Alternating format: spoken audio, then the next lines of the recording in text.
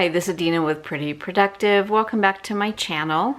Please consider subscribing and join us along on this journey. Today what I'm going to be doing is a April budget setup, and I'm going to walk you through how I do a $0 or zero-based budget. And I'm going to split this into two different videos. For the month of March, I did my setup, my video, my cash stuffing, and it became almost an hour-long video, and it was painful. It was way too long, so I'm gonna break it into two chunks this time. So I'm gonna do the April setup. I'm gonna go ahead and set up my deluxe planner, and the kit that I'm going to be using for the month of April is of course from my shop, Pretty Productive. And this is what it looks like. So the colors are really pretty, kind of springy slash Eastery. So this is gonna be the kit that I'm going to be using. And we're going to go ahead and get started with this sheet, which if you've seen any of my videos, you should be very familiar with this sheet. But if you are not, if you are new here, this is a sheet that I created years ago when I started following Dave Ramsey and really wanted to be able to look at my budget in advance and set it up by my income, fixed expenses, subscriptions, lifestyle, sinking funds, debt snowball, and then I just make it all balanced right here. So I'm going to walk you through how I do that if you are new here, and just kind of my thought process as I set up my budget. A couple of things I do want to say is when you are starting your budget journey, it seems very overwhelming, and I think, you know, I said this a lot when I very first started my channel, is that it's really important when you are doing a budget, it's a new habit, and you give yourself grace when you mess up, because you're gonna mess up. There's just no way in human nature and what life throws at us that you're not gonna have some mistakes, or where you overspent in a category, or you forgot to anticipate an insurance payment or tax or something like that. So really important that you don't just give up, but that you start over and just keep going, because this journey is so worth it. It is the smartest decision I've ever made. So I just want to say that, you know, don't expect it to be perfect in the beginning. Give yourself grace when you mess up. I know I've had to give myself grace many times, even last month, or this month I should say, in March. And it happens, and you just move forward. And I love a new month, because I feel like a new month is a new opportunity to get back on track and to work my budget. So I actually enjoy this part of budgeting, is setting up the budget. I know it sounds kind of nerdy, but I feel like it's the time of the month where you have the most control over what's gonna happen. And then during the month, things are gonna kind of get thrown at you, or you're gonna have a budget fail, or maybe you'll have a windfall and you get some more money. But when you're setting it up and you're doing it to the best of your ability, this is kind of a fresh start. So that's the way I'm looking at it. This month I did add a Post-it note, because as things were coming into my head, I wanted to make sure, excuse me, that I included them into the budget. So I am going to be using a CPAP for a while for sleep apnea. That's going to be $380, and then it will either be $12 a month or $68 a month. They're still going back and forth with my insurance company. Our taxes are being in the prep stage right now. Normally our taxes are a little bit complicated because my husband has a side business. I have an Etsy shop. So it's been running about $375, $400. So I'm going to put $400. Hopefully it's not more than that. Our HOA is due this month. We have a very dear friend getting married, so I will have her wedding gift. I am going back and forth if I'm going to Hawaii. I have a plane ticket that I had to cancel from something in 2020 that is good until the end of 2021. My niece lives there, so I wouldn't have the cost of the plane ticket because I already have that. I have a credit for that. And then I also wouldn't need to pay for a hotel. So I'm going back and forth. Because of the next one, my daughter and son-in-law bought a house. They are moving at the end of April. She's already given me a list of tasks that she needs. We are looking at a housewarming gift for her, so that will come out of my gift/Christmas budget. So these are all things I wanted to take into account when I created this budget, so that I was putting enough into the gifting fund for sinking funds. Also, I need to build back up my vacation fund because I did some major damage to it last month, or in this month, March.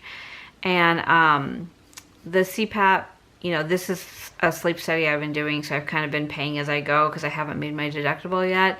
So I know that that money's I'm going to spend either the very end of March or the beginning of April. So those are the things I know about, and I want to make sure that I account for.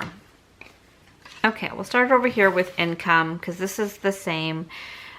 We have two sources of income currently.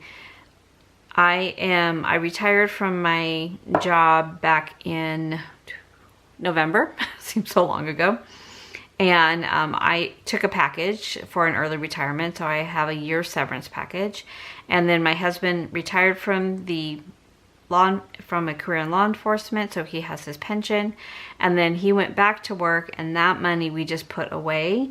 So we didn't want to live on that money because it's saving, it's for house remodel, some other like long-term higher dollar projects that we have going on.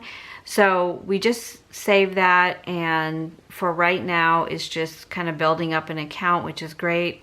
But we don't want to learn to live on it because he will eventually leave that job and really enjoy his retirement as I am enjoying mine. So we really want to live on just what we know we're going to have in retirement. So paycheck number 1 is $49.50. Paycheck number 2 is $49.50. And I average them together because they are like within dollars of each other. So my one daughter gives me $180, and that covers her phone and her car insurance. My other daughter gives me $200. She gives me $200, but she just got a new phone, as the other did last month. So her bills this month, she's already given me the $100 for the new phone, but that bill hasn't come in yet. So she'll be giving me $300 for April bills.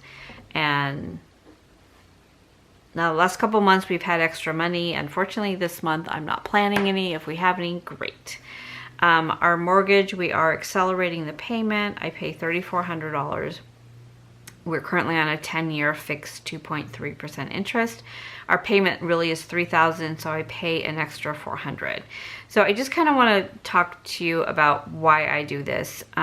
My financial planner hates that I do this because he would have preferred that I took out a 30-year mortgage, and everything extra from the 30-year to the $3,400 should have been in investments. I actually wanted to pay off the house, and he said no. So it's cheap money. I understand 2.3% interest is nothing, and I also understand that it's like one of the few deductions we still have. So what I do is I take the principal part of the payment, which is, I think it's $2,400 now, and I divide it by 12. So it's $200 a month that if you wanted to make an extra payment, if you added $200 to each mortgage payment, you would essentially make a 13th payment in the year versus coming up at the end of the year with one additional payment. So I double that because I want the house paid off. So I add an extra $400 onto my principal payment, not my total payment, because you don't want to pay extra on your interest or your escrow account. You really want that total amount is going to the principal.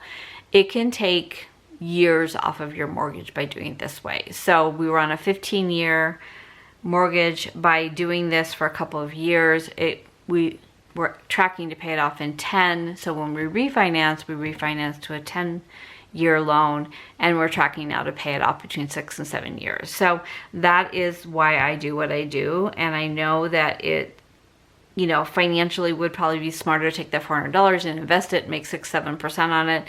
But for my financial peace of mind and my security, I want my house paid off. So I have questions on that a lot, and I know that I went back and forth with my financial planner, but that is what I'm doing. So my cell phone, because of the new phones, is going to be $500. And I still am confused on how that is. I know that there were charges when the girls got new phones, and they do lease their phones. My husband and I pay for our phones outright. But I need to go through and see where all this is happening. We did join a gym. It's $50. Our internet is $120, which just keeps going up. Netflix is $15. Water and trash has been about $101, but at the beginning of the year, I went through and I averaged. So for water and trash, the average is $142 when I take the 12 months and what we paid. So in 2020, we paid $1,705 for our water trash bill. I divided that by 12, I came up with $142. But for the month of April, our bill was actually $143. So I'm going to average and put $145 as far as that bill. And while I'm here, let me look at it. Oh no, I'm doing something different for electricity. So for electricity, because I live in Arizona and this has a huge swing, our bill in April for electric was $156, and that's about what it's been averaging. And then it doesn't go up until July. It went to $346, then $401, $361, $327. So you can see why, you know, I kind of just go with an average. So what I've been budgeting is the average bill, which is $246. So I spent, let's see, how do I want to say this? I budget $250. Anything extra, I roll into a sinking fund for those months that are much higher. So far I have like $204 in there. And so that will help offset some of those months where it's gonna go a lot higher than that. So water, trash, I'm gonna do $150, electric $250, life insurance is $106, auto insurance is $303, natural gas has been $50. Let me see what it was last year. We had 1 month where the barbecue was left on and it was really high. Let me see what month that was.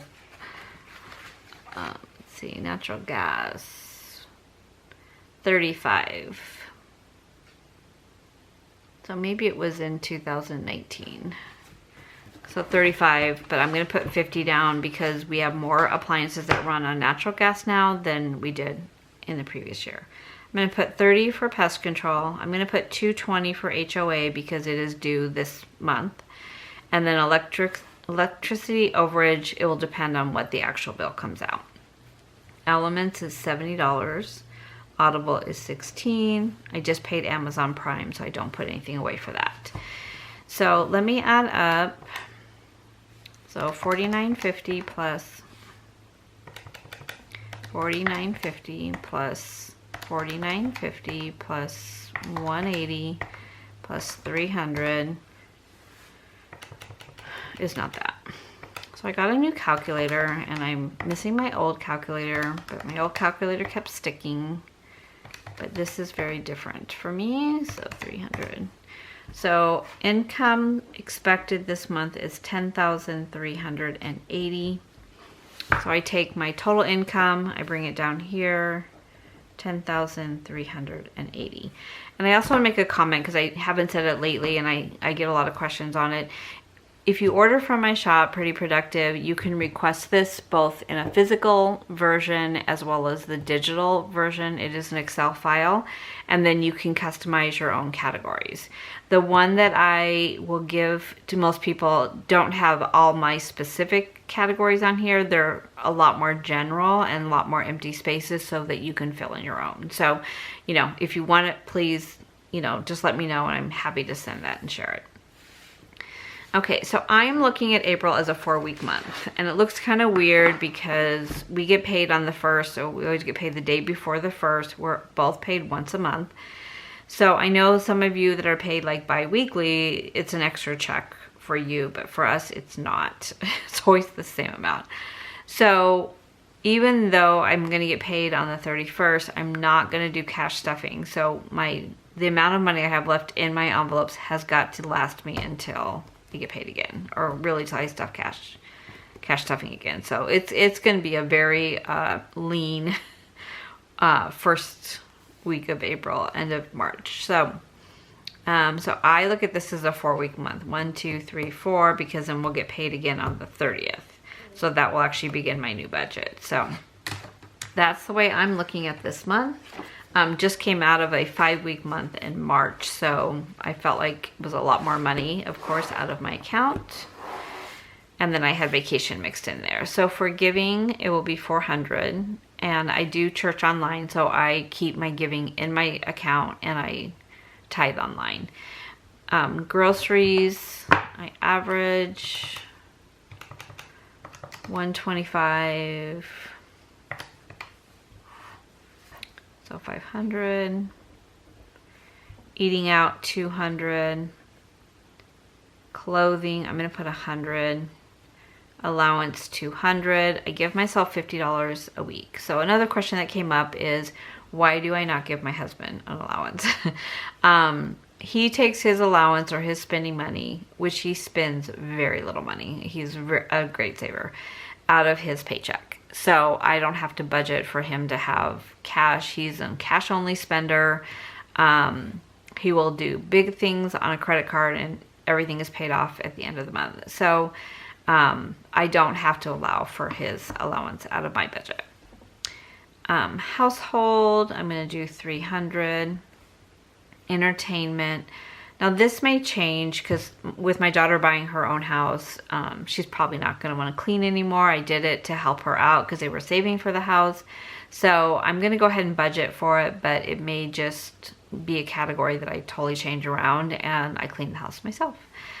Entertainment, I'm going to put 50 because there really isn't anything to do right now. Personal care, I am going to bring up from 100 to 150.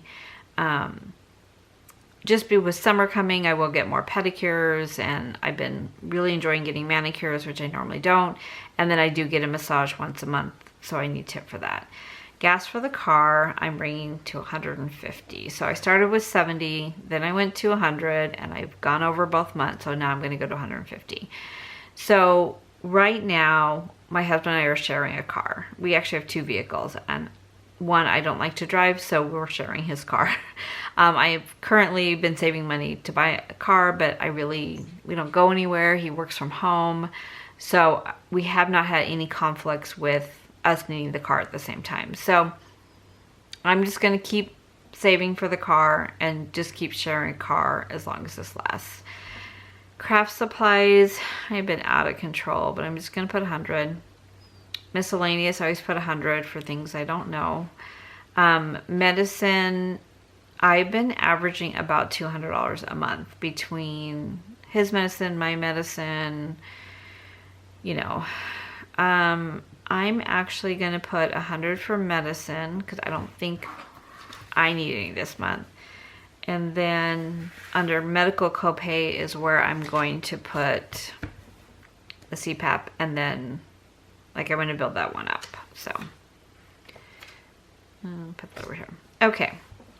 So looking at lifestyle, and one thing when I originally started budgeting, lifestyle really was minimized as we were building our sinking fund and getting that snowball going. But I always felt like it was important to put something in here.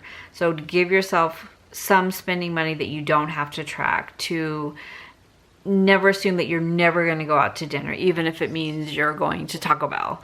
You know, to give yourself that little bit of normal life of what you had experienced before you went on to a very strong budget, very strict budget, really could be the difference of you making it through and being successful or giving up because it's such a radical change to what you're used to.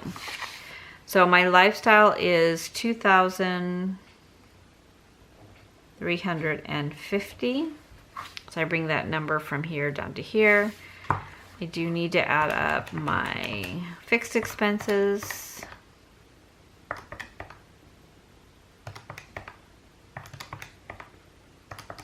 And fixed are just that. They're really kind of non-negotiables. I mean, I have to pay my electric bill, I have to pay my water bill. We don't have a cable bill. We do have streaming services, Netflix. I mean, I think that that's an essential thing, but you know, who knows? Maybe somebody else doesn't think it is. My massage is monthly and Audible, definitely not essential. I don't remember if I put that in or not. $52.80. Let me just re-add that. 400 plus.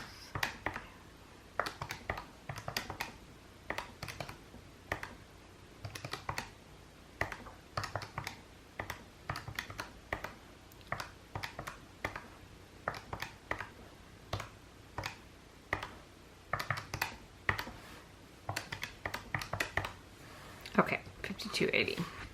So I'm going to take the fixed expenses of $52.80, bring them down here. And this is how I back into my sinking fund. So I take my total income. There isn't a clear button on this. I cannot give it a good review. Okay, minus $52.80 minus $23.50. Okay, it's adding, not subtracting. Okay, $10,380. $10,380 minus $52.80 minus $23.50 is $2,750 into my sinking funds.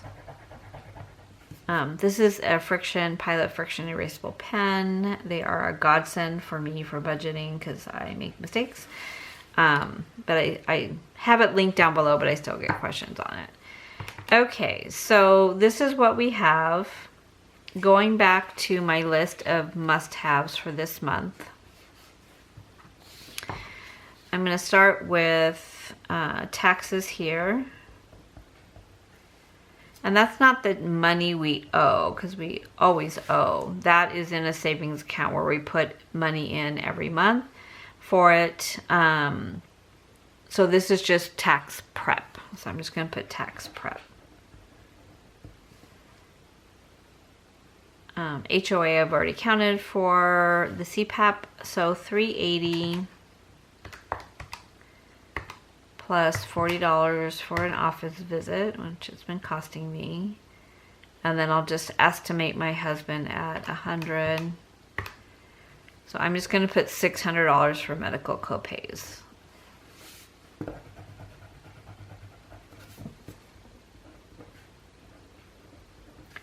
And I won't have these totals until the end of the month. So when I reconcile my sinking funds for the end of March is when I'll add these totals in, because there's still a couple more weeks left.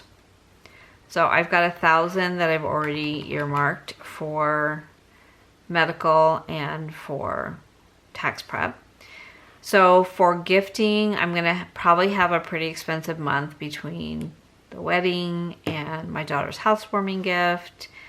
Plus we've got a couple birthdays in the month of April. So I'm gonna put 1,000 into gifts and Christmas. So that's 2,000. So it leaves me $750 to kind of play with. Now with the car fund, I have it fully funded. So what my husband and I agreed to is that I would save half and then he saved half, and then we'll join the budget together. And I know this is really weird. Most people when they're married just combine everything, and most of our things are combined. But we've always had accounts that were separate for, like when I got my bonus for work, that was my separate money to either buy something or throw it towards debt or vacation. He has a part-time job that he's done for 26 years. He's more like a consultant. And so any of that money goes into a savings account because it is not taxed. So we know it's going to be about 38% taxed. So he makes sure that that money accumulates so that when we go to pay our taxes, we're not wondering where that money is going to come from. So I know it seems weird. It works for us. It both gives us a little bit of money that we kind of don't have to budget and we don't have to put in the household, but we both know we have to be super responsible for it. So that is that one. So I'm trying to answer all the questions that I get. So I have 1,000 in gifts, I have 600 in medical copays, and I have 400 in tax prep. So for my savings challenge this month, it is, let me see where I put that. It is 405. So I am doing a 52-week challenge.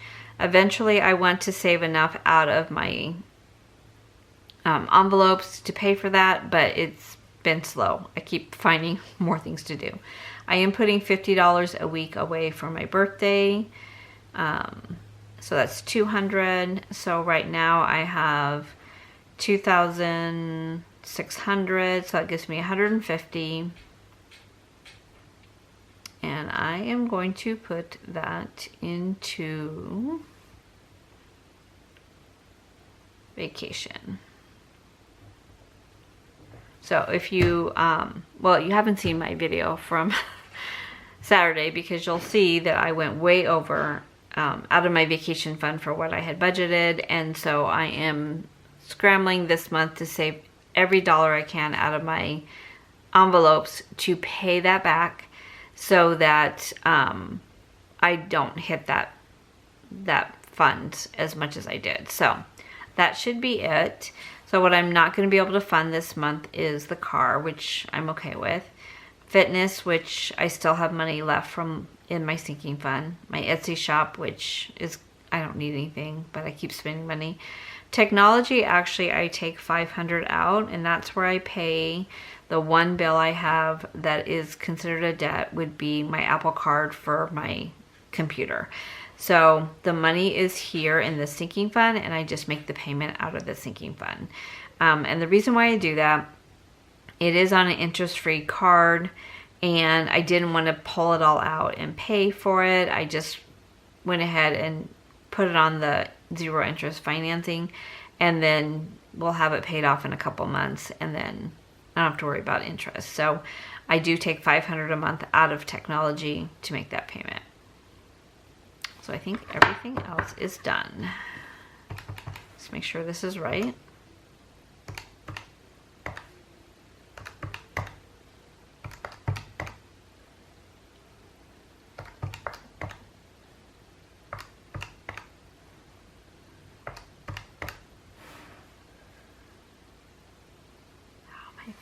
Oh, okay, I'm 5 over. So let's just take out of vacation will be 145. Okay, so now it balances. So if I look at my fixed expenses at 5280 plus my lifestyle at 2350 plus sinking funds at 2750. Computer calculator, 280, 2350 plus 2750. What is going on? 2750 plus. I am giving myself an extra 7,000 in there. 2350 plus 5280. I swear I know how to use a calculator. 5280 plus 2350 plus 2750. Okay, so it balances. Okay, so this is all, everything was accounted for. So now we need to decide, what do we need to take out for cash? Because that is something that I do way before I go to the bank, because I don't want to have to sit there at the bank and try to figure it out. So I did create a chart. Let's see, where's April? Maybe I didn't print April. Oh wait, I thought I did. Yeah.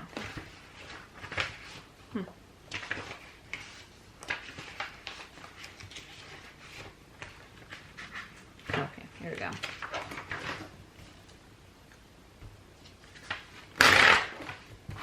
Okay, so when I set this up, this is what I was averaging. So pretty much everything looks right except for entertainment. I only saying 50, but I gave an additional 50 to personal care.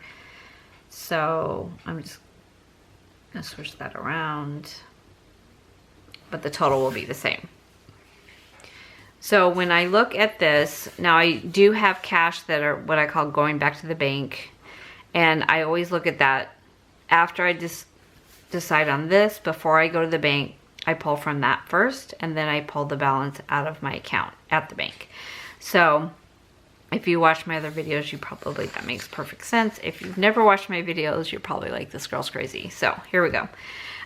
So for groceries, I give myself $125 a week. So I put my budget of $500, and then I break that down to the 4-week month so that I know how to break out the money. So I will give myself 4 $100 bills, 4 20s, and 4 5s.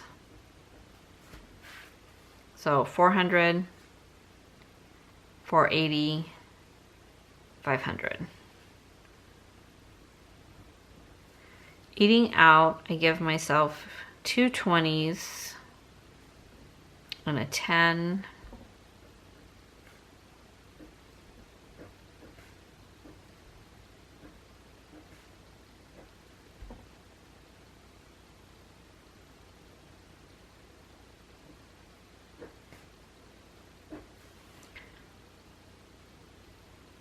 $200, got an extra one in there. So I need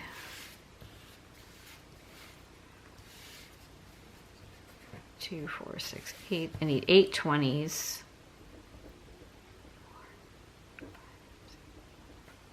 And I need 4 10s. I do my allowance exact same way. So 8 20s. 4 10s. Clothing, I like to put a bigger bill so it doesn't, I'm not as likely to spend it. So I'm going to put 2 50s. Personal care, I like to have some singles and 5s because of tips. So I'm going to do 5 1s. I'm going to do 3 5s. So 150 minus 150 minus 15. Why is it doing this? It's driving me crazy. 150 minus 15 minus 5, so 130. I'm going to do a 50 minus 50. I'm going to do 2 20s minus 40, and I'm going to do 4 10s. So that's 50 plus 40 plus 40 plus 15 plus 5. Okay. And that way I have enough to pay for a pedicure, but also to do tips. Entertainment, I'm just going to do 150. Giving stays in my account. Household, I do 120, 120, and then I do a 50 and a 10. So I usually do 2 house cleanings a month, 120, and then I give myself $60 for things for the house. So it could be, you know, some decor. It could be, you know, I just did a restock of paper towels and toilet paper, all that kind of stuff. So just kind of really depends on if I'm going to take that out of my grocery money or the household. But I like to have a separate account for the household in case I want to put plants in or we need something fixed or something like that. So that would be 300. And then the savings challenge is very specific about each week. So let me just find that paper. Okay, so this is the savings challenge I'm doing. It's 52 weeks for $5,000. The month of April, it's 75, 95, 110, and 125. So I'm going to do 75, 95, 110, and 125. So instead of stuffing it all at the beginning of the month, I do it by week so that I can hopefully supplement some of this from savings out of my envelopes. I think right now I have like 150 or 60 that I have saved, but it's not enough to do like a whole month. So for the first week at 75, I'm going to do a 50, a 20, and a 5. For 95, I'm going to do a 50, 2 20s, and a 5. For 110, I'm going to do a $100 bill and a 10. And for 125, I'll do a $100 bill, a 20, and a 5. That way I have the right denominations when I go to stuff my cash envelopes. So then what I do is I go add them up this way and across so that I can make sure I have enough cash that I'm pulling out for everything. So I already know that this is not right because this is not, did not add the birthday fund. So it will be $50 a week. So it will be 450s. Okay. Is there anything else that I added last month?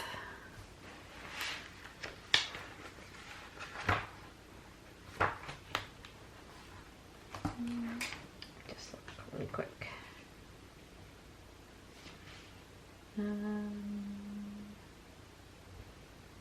Okay, so medicine is the other one. Need to update this form.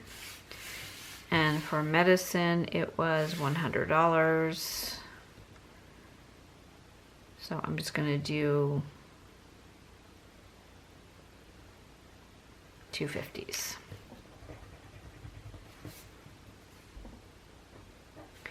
So for giving gas for the car, I keep in the account because I don't want to have to go in and pay. Craft supplies, miscellaneous, I keep in the account. And I'll use my Capital One card and I just pay that off at the end of the month. For everything else, I pull out cash. My sinking funds, other than birthday, stays in the account and I move it into my Capital One savings account. Savings challenge is cash and then everything else stays in. So that's kind of how I work it out. I know there's a lot of YouTubers, budget YouTubers that pull out all of their sinking funds and then put it back into the account, or they take out all their bills and then they do a cash stuffing, and I love to watch it. There's something about watching somebody count money that I truly enjoy, but that is not my style. I go to the bank the least amount possible.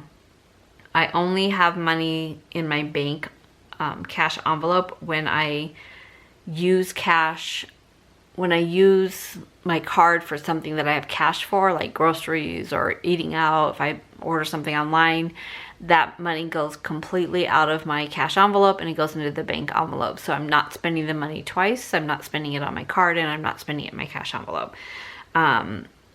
And I know there was a moment where I was like, I should do that because it's so much fun to watch, but really I need to stay very true to myself on why I started budgeting and why I started this channel. It was really to make myself accountable for my budget. And you know, I'm very transparent when I mess up. I'm very transparent with my money.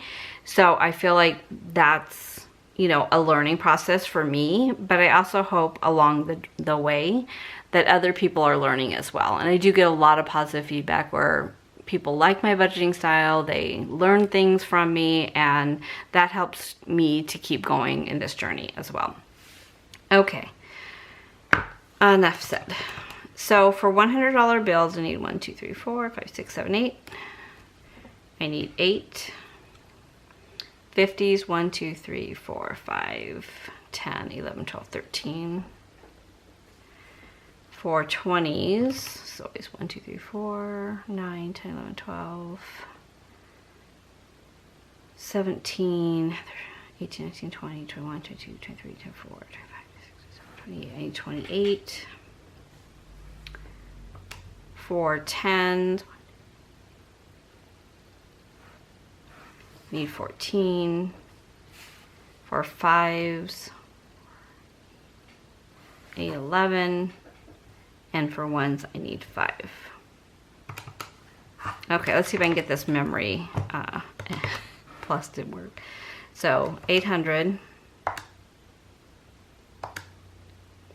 Why is this saying? Okay, it was right.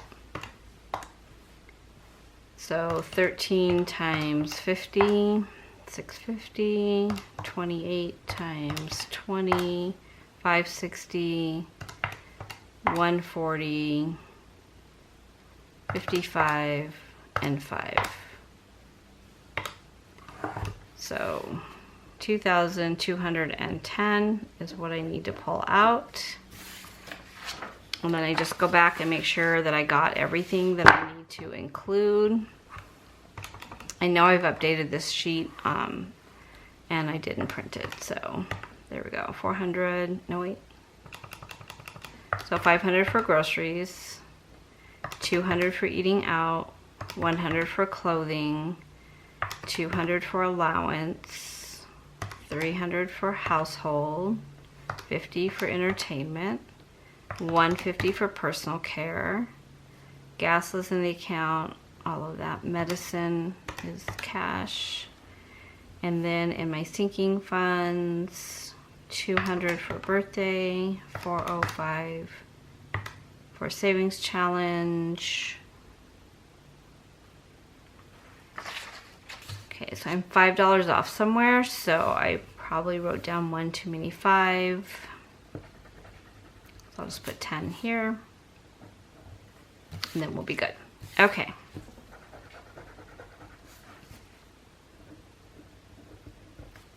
So that is how I calculate what I'm going to take out for the month as far as cash. And then what I'll do, not on camera because it's a very long process, is I look at what I have in my bank, and if I have 3 $100 bills, then I'll take this to 5. So I'm going to pull out 5 from the bank versus 8 because I already own 3 at my house. So instead of putting the money back in the account and then pulling it back out in a week or two, I just keep the cash here.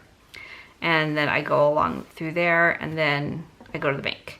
And I was watching a YouTuber the other day, and she had forgotten to take her little note with her. So, and I've done that before, and you get to the bank and you're like, oh great, now I either have to come back or I'm gonna have the wrong denomination. So what I do is I just take a picture of it. And so that way, if I'm at the bank and I've forgotten my paper, I have it in my phone, and that just reminds me of the denominations that I need to pull out. So that is how I come to the totals of what I need to budget for the month, but also what cash I need.